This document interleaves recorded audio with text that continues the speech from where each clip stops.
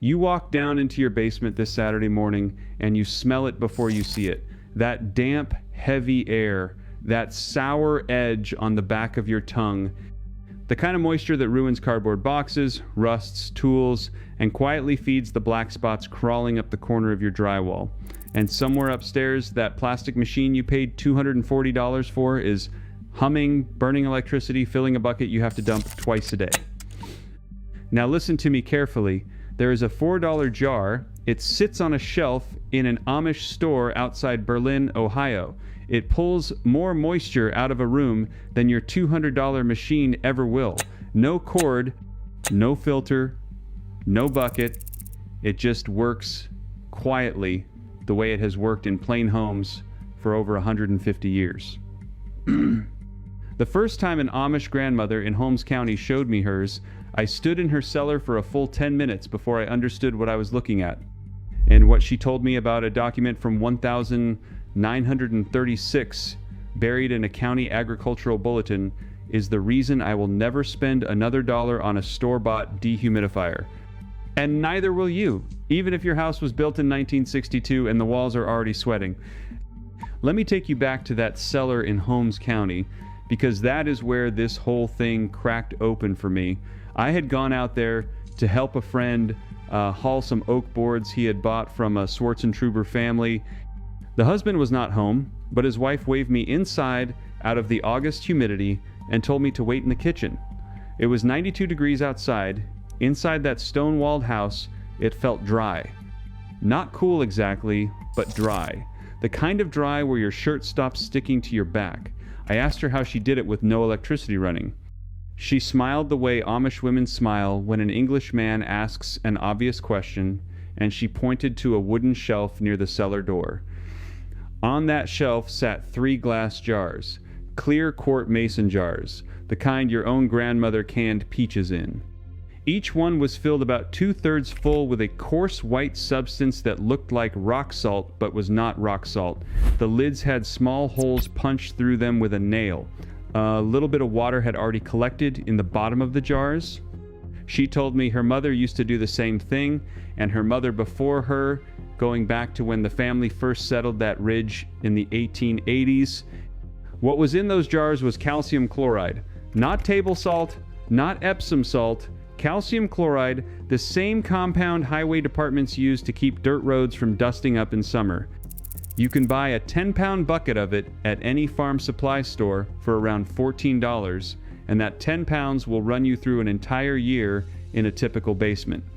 Break it down by the jar and you are looking at about $4 to set up a jar that will dehumidify a room for 3 to 4 months straight. Here is the part that should make your jaw tighten a little.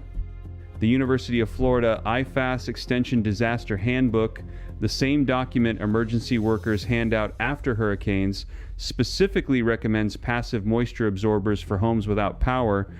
They do not name brands. They do not need to. The chemistry has been public knowledge since before the Second World War.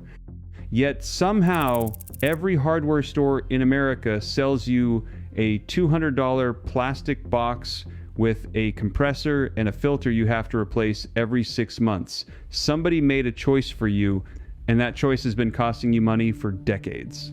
Now, here is where it gets uncomfortable, because you have to ask yourself why you never heard about this.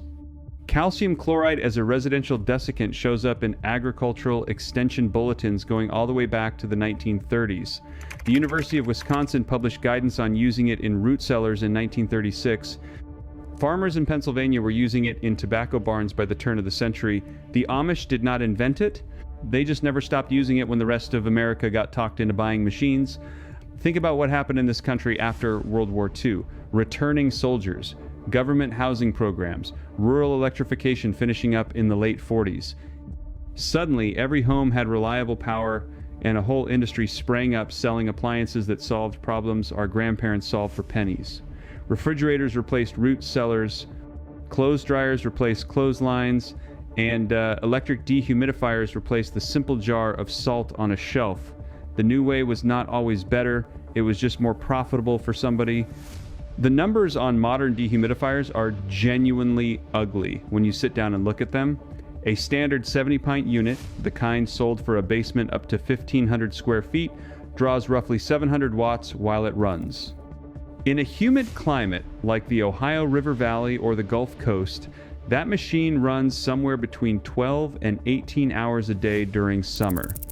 Do the math at 15 cents a kilowatt hour and you are looking at $30 to $40 a month in electricity alone on top of the purchase price, on top of the replacement cost when the compressor burns out after 4 or 5 seasons. A study published in ASHRAE Transactions in 2020 out of the Florida Solar Energy Center at the University of Central Florida found that in efficient modern homes, dehumidifier units can use nearly as much annual energy as the central air conditioning itself. Read that again. The little box in your basement can cost you as much to run as the machine cooling your entire house. Meanwhile, calcium chloride works on physics that cannot be improved upon or patented. It is hygroscopic. That is a fancy word for a simple thing. The compound has such a strong chemical attraction to water molecules that it literally pulls them out of the surrounding air and bonds with them. As it absorbs moisture, the salt slowly dissolves into a brine that collects in the bottom of your container. When the salt is mostly dissolved, you pour off the brine, refill the jar with fresh calcium chloride, and you are back in business. The whole process uses zero electricity, it makes zero noise, it has no moving parts to break. The Amish families I have spent time with in both Lancaster County and Holmes County use this method in basements, pantries, cellars, and tool sheds. One family I visited near Millersburg had 6 jars distributed through their farmhouse basement. They replaced the salt 3 times a year. Total annual cost, by their reckoning, was under $20 for a basement that was drier than mine had ever been, with a humming machine in the corner. Now, if you already own a house and you are thinking this only applies to people building from scratch, stay with me, because this next part is specifically for you. Especially if your home was built before 1980, when basements were poured differently, when foundations were not sealed the way they are today, when vapor barriers were an afterthought instead of a code requirement. Your old basement is not the problem. It was built to breathe. The problem is that over the last 40 years, you have been told to seal it up, paint it with waterproof coatings, run a dehumidifier 24 hours a day, and treat moisture like an enemy you fight with machinery. The Amish approach flips that on its head. You manage the moisture passively and continuously in small amounts at dozens of points throughout the space, instead of trying to dry the entire cube of air with one electric beast. Here is exactly how to do it this weekend. You will need 4 items: quart-sized glass jars with metal lids, calcium chloride flakes or pellets from a farm supply or hardware store, a piece of cheesecloth or an old cotton handkerchief, and a handful of small rocks or marbles. Total investment, if you already have the jars, runs you about $4 per station. If you need to buy everything fresh, figure $18 for a setup that covers an average 1,000 square foot basement. Punch 6 or 7 holes in each jar lid using a nail and a hammer. Place a layer of small rocks in the bottom of the jar about an inch deep. Lay the cheesecloth over the rocks, letting it sag down so it forms a little hammock. Pour 2 cups of calcium chloride onto the cheesecloth. Screw the lid on tight. The rocks hold the salt above the brine that forms as moisture is absorbed, which keeps the salt from dissolving into a useless puddle too quickly. The cheesecloth lets the water drip through while keeping the salt in place. Set 1 jar in each corner of the basement and 1 in the middle. Place them on shelves or small wooden blocks, never directly on concrete, because the brine is corrosive if it spills. Check them every 2 weeks. When you see about an inch of brine collected in the bottom, pour it out somewhere outdoors away from plants and metal. Refill the salt. That is the entire maintenance cycle. I did this in my own basement in February of last year. My basement had been running between 68 and 72% humidity, despite an expensive electric dehumidifier running nearly constantly. Within 3 weeks of setting up 5 calcium chloride jars, my hygrometer was reading 52%. I unplugged the electric unit. I have not plugged it back in since. My summer electric bill dropped by $47 a month. And here's the part nobody tells you about older homes. The walls and floors of a pre-1980 basement actually hold moisture differently than a modern one. They buffer it, they release it slowly. An electric dehumidifier fights that buffering constantly, cycling on and off all day. Passive desiccant jars work with the buffer, pulling moisture out at roughly the same rate the walls release it, which is why they end up being more effective in an old house than any machine you could plug in. If you have a crawl space, double the number of jars and place them every 8 to 10 feet along the perimeter.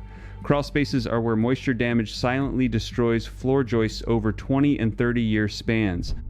Most people never look under there until the damage is catastrophic. A dozen jars of calcium chloride refilled twice a year will protect the structure of your home for less than $40 annually. For closets, bathrooms without fans, and pantries, use smaller jars.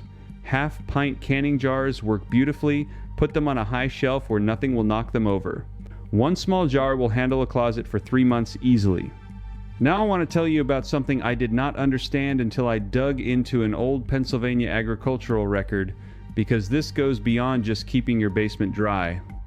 In 1938, the Pennsylvania State College Agricultural Extension, which we now call Penn State, published bulletin number 367 on the storage of root vegetables and grain in farm homes. That document specifically recommended calcium chloride desiccant in sealed storage rooms to prevent spoilage and mold growth. The bulletin was distributed free to rural Pennsylvania families for nearly 15 years. It was quietly pulled from active distribution in the mid-1950s, right around the time the first residential electric dehumidifiers hit the consumer market. I am not telling you there was a conspiracy. I am telling you that a piece of practical, proven household knowledge that had been handed out for free by a state university suddenly stopped being handed out at precisely the moment a new industry needed customers. The information did not become wrong, it just became inconvenient for somebody. The Amish, of course, never got that memo. They kept reading the old bulletins, they kept passing the technique down from grandmother to daughter to granddaughter. They kept buying 50-pound sacks of calcium chloride from the farm coop, and their root cellars today, in 2025, are as dry and as productive as they were in 1925. When you walk into an Amish basement in October, you see what a properly managed moisture environment produces: shelves of canned goods from floor to ceiling, burlap sacks of potatoes, onions, carrots, and cabbages stored loose in wooden bins. No spoilage, no mold, no musty smell, wooden shelving that has not warped in 40 years, cast iron tools hanging on the wall without a speck of rust, all of it protected by a handful of glass jars sitting quietly in the corners. Compare that to the average American basement: cardboard boxes of Christmas decorations with the corners softening from humidity, a treadmill nobody uses because the electronics corroded, family photographs and albums that are starting to stick together, a furnace that works harder because the air is harder to move, an electric dehumidifier running 20 hours a day, draining a bucket of water that gets poured down the same drain the moisture came from in the first place. Here is what I want you to understand before I give you the final piece. You did not fail. You did not make a stupid choice. You were handed a system designed to keep you paying, and you assumed the system was the only option because every other option had been quietly removed from public view. That is not your fault. But now that you know, you have a responsibility to yourself and to your family to do something different. Now, I am going to give you the piece that changed everything for me. This is the technique I promised you at the start, and it comes straight out of that 1,938 Penn State Bulletin I just mentioned. It is not on any blog. It is not on any YouTube channel I have ever found. I only came across it because a retired agricultural extension agent in Lancaster County loaned me a bound volume of old bulletins from his personal library, and he told me to read page 41 carefully. The Amish call it the charcoal and salt pairing. The bulletin called it the combined desiccant and deodorant method. And what it does when you add this second element to your calcium chloride jars is something no store-bought dehumidifier can do at any price. Here is the technique. Take a second quart jar, separate from your calcium chloride jar, fill it 2/3 full with hardwood lump charcoal, not briquettes, not the compressed kind with lighter fluid additives, pure hardwood lump charcoal, the kind sold for serious grilling. You can get a 10-pound bag at most hardware stores for around $16, and that 10 pounds will last you years.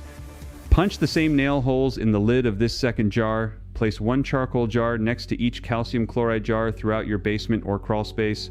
What happens next is what no plastic machine can replicate. The calcium chloride pulls moisture out of the air. The hardwood charcoal, which is extraordinarily porous at a microscopic level, absorbs the volatile organic compounds, the musty odor molecules, the mold spores, and the trace gases released by damp concrete and wood. Together, they do not just dry your air, they clean it. The 1,938 bulletin specifically noted that farm families using this paired method reported, and I'm quoting from memory now because the original is not in my hand, that their cellars smelled of nothing at all, while their neighbors who stored vegetables without this method reported the characteristic earthy basement smell within weeks of fall storage. The bulletin attributed this to the combined action of moisture removal and vapor adsorption. Refresh the charcoal once a year by taking the jars outside on a sunny summer day, spreading the charcoal on a metal baking sheet, and leaving it in direct sun for about 6 hours. The heat and ultraviolet light drive off the absorbed compounds and reset the charcoal for another full year of service. You never have to throw it away. One 10-pound bag, split across 8 or 9 jars, will protect your home for the better part of a decade. Total investment for a complete whole basement system: calcium chloride, $4 per station, charcoal, $2 per station, jars, if you need to buy them, $2 a piece, a full 8-station system that passively dehumidifies and deodorizes a 1,500 square foot basement with all materials purchased new, comes to roughly $64. Annual maintenance runs under $30. No electricity, no noise, no compressor to burn out, no filter to replace, no bucket to empty. The retired extension agent who loaned me that bulletin told me something I have thought about many times since. He said the saddest thing about his career was watching good, simple, proven knowledge get pushed aside not because it stopped working, but because nobody could sell it to you at a markup. The Amish preserved this method because they never let anyone sell them a replacement for something that already worked. Now it is yours. You walked into this video carrying a heavy monthly electric bill and a basement that smells wrong no matter what you do. You are walking out with a method your great-grandparents knew that the Amish never forgot, and that costs less than a single month of running the machine you were told you needed. That is not a product. That is not a hack. That is knowledge coming home to you after being kept away for 70 years. If you are the kind of person who believes that real wisdom has been quietly pushed aside to protect someone else's quarterly profits, you already know what to do next. You know, this video was not given to you by accident. You found it because you were looking for the door back to the way things used to work. I want to hear from you specifically on this. In the comments below, tell me one thing. What year was your house built, and what has your basement humidity been costing you every month? I read every single comment on this channel, and the stories from men like you are the reason I keep digging into these old bulletins and old farmhouses. Do not scroll past. Leave the comment. This community grows when people like you speak up. If this reached you the way I hope it did, subscribe to the channel, not to support me. Subscribe, because there is a movement of people in this country who are done being customers of systems that were built to drain them. The next video I am working on reveals what the Amish do in January when the ground freezes 3 feet down and the rest of us are paying $600 a month to heat drafty houses. There is a specific wood species they use, cut at a specific time of year, that burns 40% longer than anything you can buy at the hardware store. I found the reference in a 1952 Ohio Agricultural Bulletin, and I am going to walk you through exactly how to find it, cut it, and cure it yourself. I will see you there.